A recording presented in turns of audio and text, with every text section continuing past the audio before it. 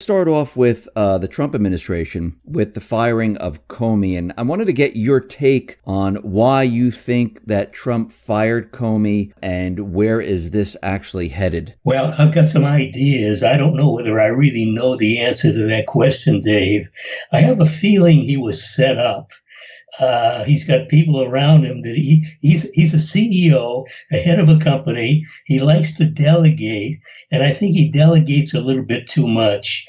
I think it's bad to be too hands-on, and it's equally bad, maybe worse, to be too hands-off. I think Trump is too hands-off. There's no question he delegated war making to generals. He delegated economic policy to Goldman Sachs. And apparently he's delegated a lot more to so much more that goes on in the country. And with all of the turmoil swirling around him, I wonder if even after just a few months in office, he's got buyer's remorse about ever wanting this job in the first place. My goodness, I'd never want to be going through what he's going through. But I have a feeling, Dave, he was set up and influenced to fire Comey. Not that I have any sympathy for Comey or like him. I think anybody associated with any of the U.S. intelligence agencies, the FBI being one of them, the domestic one, the CIA, the overseas one, but it's really a global one, I think as active in America as it is any place else. I mean, the people that run these things and their aims are absolutely nefarious. They don't care who they harm. So if Trump doesn't go along, or if they think he doesn't go along with everything they want to do, then he becomes the target. The head of state can be as vulnerable as anybody else, a lot more vulnerable, Dave, a lot more vulnerable than I am, given what I do, because I certainly don't change the way the world is run. But the position that he's in, he's got a lot of power, a lot of influence, but certainly not enough to keep himself free from being attacked. And he's being attacked relentlessly through the campaign, post the election, and ongoing now. I wrote an article today about the Washington Post making accusations against him. But this stuff goes on every day. So again, I think he was set up. He fired Comey. I don't know if he could have done it in a better way. He probably could have handled the situation by just letting him stay there. I don't know that he will have anybody else replacing him that will be any better for him in his administration than Comey was. So I think maybe in hindsight at some future time, I and others will look back and think it was a mistake to do it. Do you think that the powers that be, I call them the deep state, I mean, we're getting from all the information you just mentioned, the Washington Post, where they're saying that he gave classified or information to the Russians. Does it seem like they're doing everything they possibly can to try to remove him from office? Yeah, that's exactly what I feel. I think they're using everything, a two-pronged war, Dave, bashing Russia, which goes on endlessly. And of course, they didn't bash Obama when he was in office, which they should have. Just a horrible president. I wrote an article about him today based on an interview he just gave, well, a few days ago that he gave. I think the other aim is getting rid of Trump. So you got to weaken him, you got to delegitimize him, you got to make him look like damaged goods. A plot to eliminate him from office. I think it's very similar to what went on against Nixon. Nixon, my God, he had a good first term. He was reelected in 1972 overwhelmingly against George McGovern.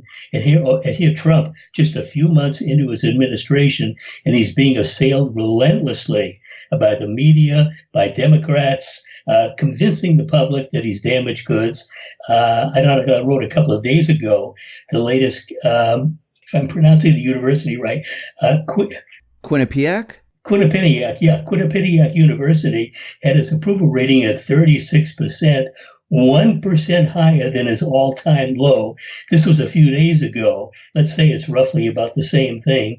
If you can keep bashing him and getting public opinion against him, it softens him up for, I think, a plot to get rid of him. And I think that's the scheme, Dave. Do you think the information that he gave the Russians, do you think it was actually classified? Because to me, it's strange. He was meeting with Sergei Lavrov in the Oval Office, and he's handing him classified information in the open. I mean, does that make sense to you? No, I made a comment in my article this morning that I don't think he told the Russians, Russia's ambassador and Sergei Lavrov, ambassador to Washington and Sergei Lavrov, I don't think he told them anything that they don't already know. Yeah.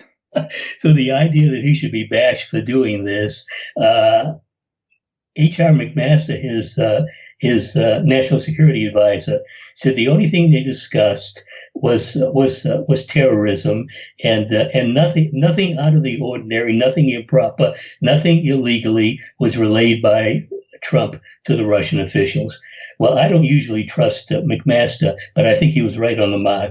I don't think anything illegal or improper was disclosed to Lavrov. Now, shouldn't the bigger issue be the leaking of all this information? I mean, since he's been in office, I mean, we've been seeing leaks all over the place, and that is actually a crime, but no one is concerned about any of the leaks. Don't you find that odd? Yeah, nobody is concerned about it. There are an awful lot of Obama holdovers in its administration. The Democrats have gone way out of their way to obstruct new Obama officials from being confirmed. So that really is throwing a monkey wrench into the process. I'm sure he's very angry about this. And in a separate article I wrote, I quoted another website's article saying that he's really frustrated and furious about the stuff going on around him. Maybe he has house cleaning intended to get rid of some people in the administration who he thinks aren't serving him properly. We haven't seen it yet. We know what happened to Michael Flynn, but we haven't seen it again wholesale.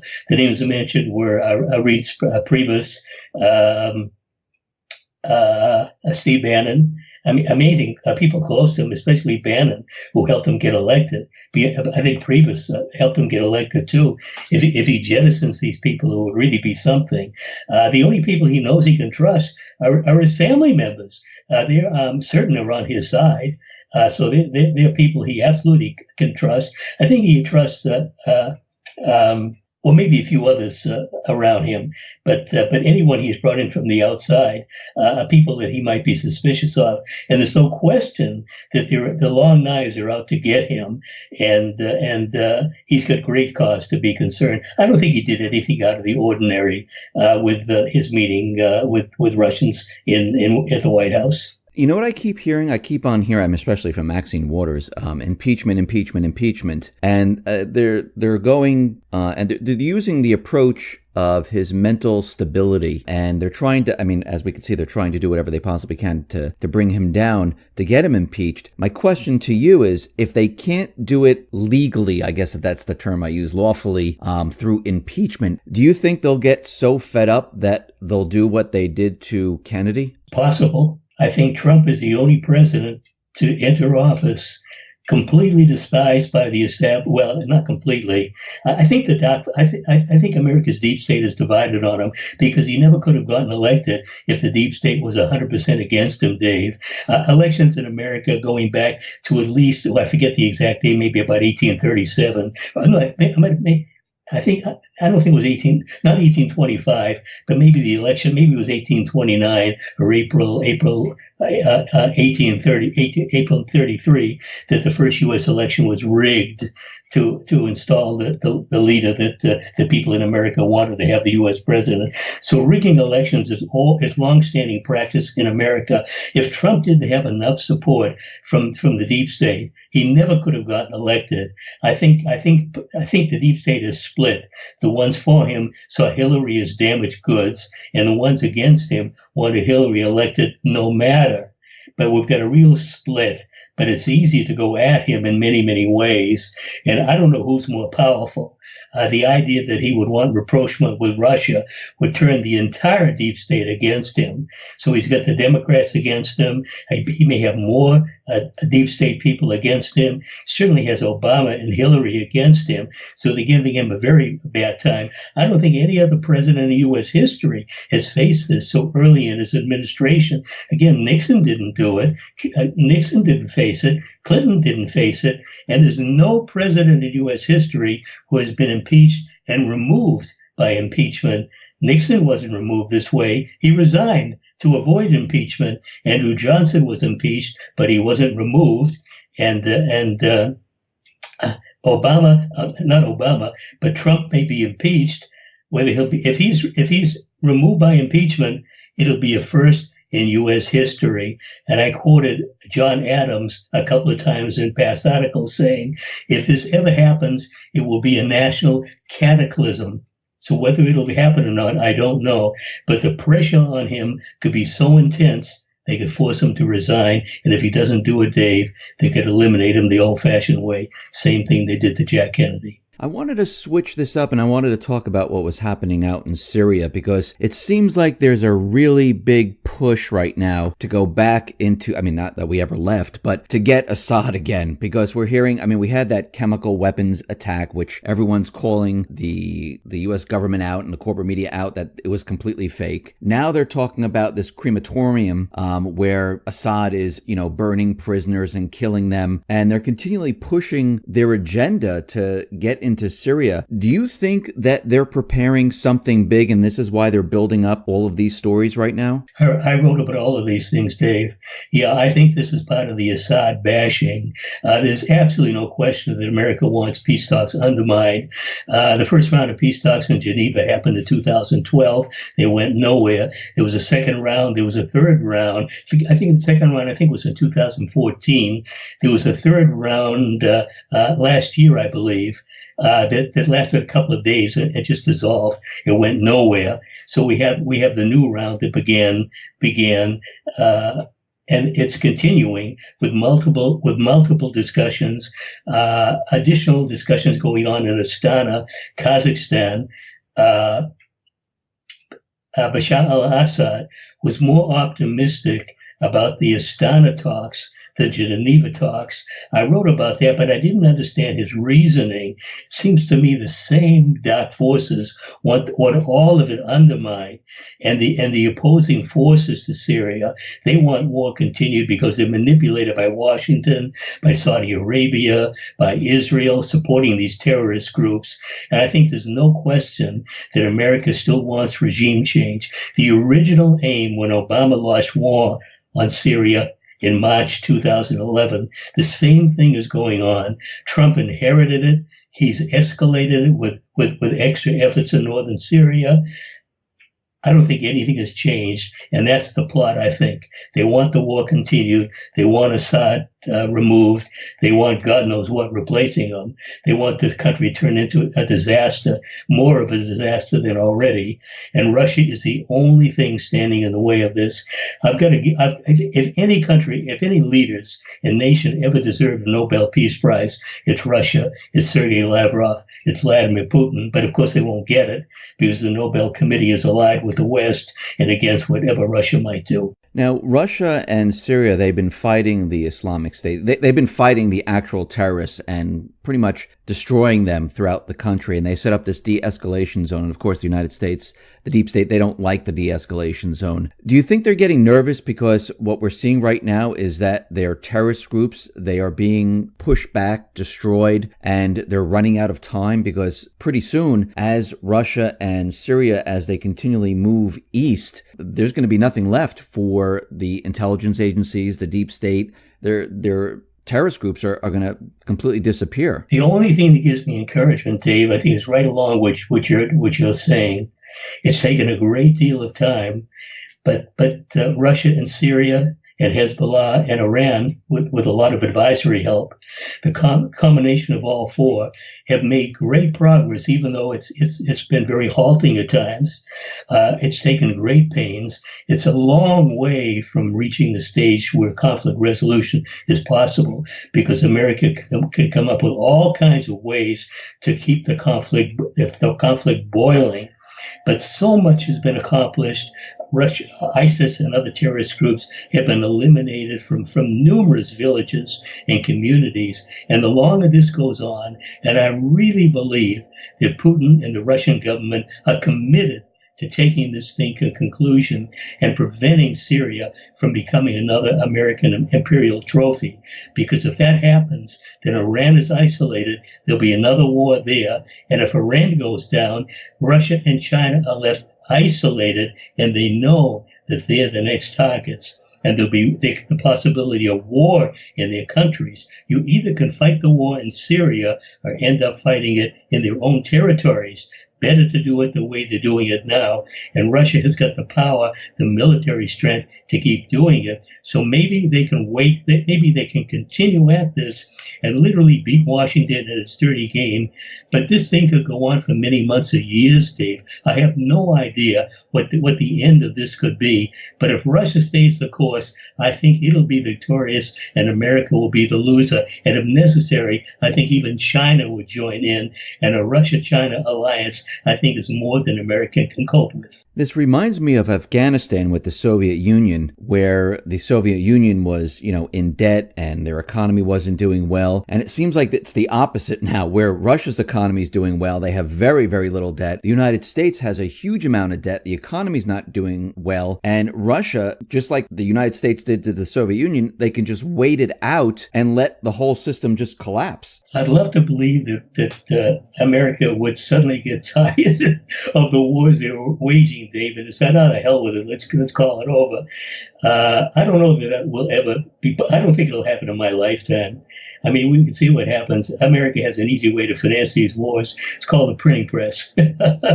Yeah. The Fed can print up all the money that they need to keep waging these wars, so they go on. I mean, the Afghanistan experience really tells it all. Begun in October 2001. Here it is, getting toward the middle of 2017, and the war goes on endlessly. And apparently, Trump is getting ready to send more troops over there. Heaven forbid, but it looks like he's going to do it because the hawkish generals in the administration want it, and insiders in the military and in America's military. And I've written about this long ago, years ago, saying the war was lost years ago, but they keep fighting. They keep beating a dead horse. They keep fighting because they want to keep waging it because it's great for the war profiteers. I don't know if it's not wanting to admit they've lost the war. They know they've lost the war. There's no way of winning it. But I mean, 10 years from now, this war could keep going on. Can 10 years from now, the war in Syria be going on? It's possible, Dave. We have one other place, well, not just one, but another place where they've been really pushing the propaganda, and that's North Korea. And, North Korea's, they're firing their missiles, but they've been testing missiles going all the way back to like 2006 or so. And just all of a sudden, they're very concerned about it, and they continually push the propaganda out there that North Korea is going to attack America. I mean, do you really think this is a possibility? I say the chance is zero. So you don't believe what the corporate media is saying, that they're going to fire a missile and hit San Francisco or Hawaii? Yeah, I don't believe a word they say. I don't believe a word out of Washington. I don't believe a word out of any of the NATO countries. I don't believe a word out of Israel, out of Turkey, I suppose an ally of Iran and Russia, in setting up these escalation zones. Well, I mean, by the way, Erdogan is in Washington today, meeting with Trump.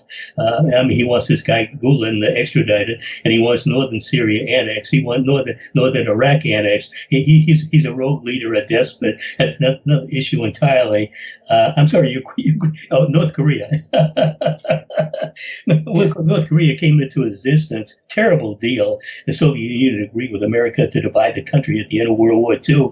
But since that period, in its entire history, 1945 to the present, North Korea never once attacked another country. The South attacked the North in June 1953, not the other way around. Harry Truman's war, not Kim Il-sung's war. But you never know it. You never know it from the history that America tells. And I don't think there's a chance at all that North Korea would attack any country. Why would North Korea attack America? My God, if they wanted annihilation, that would be a great way to do it.